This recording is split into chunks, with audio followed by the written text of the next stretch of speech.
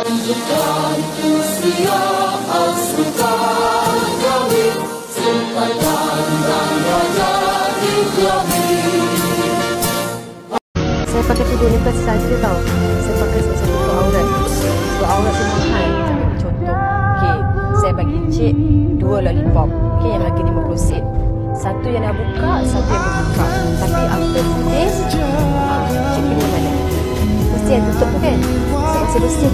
Dan satu lagi tu, tak kena bulu semua. Betul tak?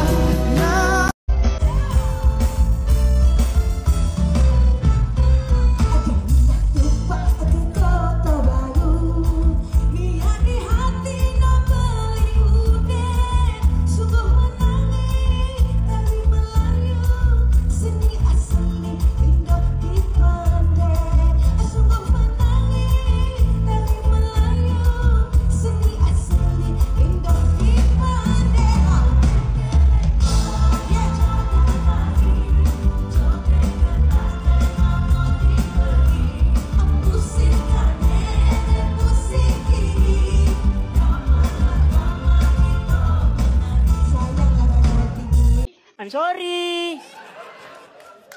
Ya Allah. Dan sebut pasal kerja. Orang kita ni bukan malas kerja, tapi memilih kerja. Sebab itulah ramai warga asli datang sini bekerja.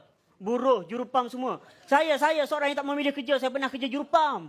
Suatu hari tu ada 2 orang awet datang dengan motor. Saya dengar dia bisik kat member dia. Dia kata, Humairah, hang tengok tu dia kerja ucik dah pandai cari duit dah. Ya Allah.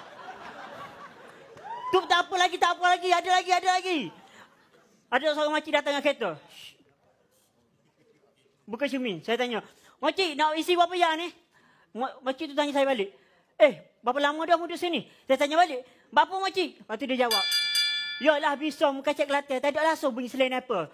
Ya Allah. Hai guys, saya Edi Ashraf, seorang pelakon dilahirkan di Bacok, Kelantan dan mempunyai basic boxing dalam masyarakat. Dan hari ini saya akan melakonkan semula babak di dalam projek High Council untuk menyertai sesi open casting filem projek Kahak. Aku tak nak gaduh dengan kau, so aku tak nak manifesto dengan kau. Macam tu je. Lepas apa benda yang kau dah buat dalam hidup aku, kau datang balik, kau nak settle dengan aku macam tu je. Fakri, kau tinggalkan aku dengan mama dulu.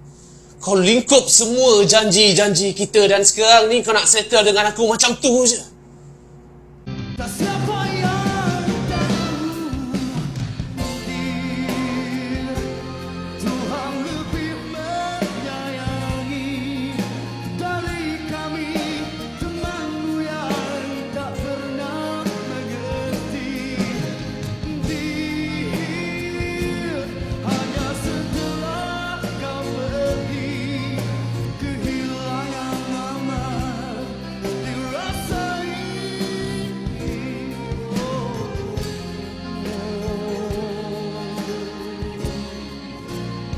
Belum bankrupt lagi, dia dah kelam kelibut. Tak salahkan dia, saya macam tu juga dulu kan. Sebelum bankrupt, kau pergi jumpa AKPK.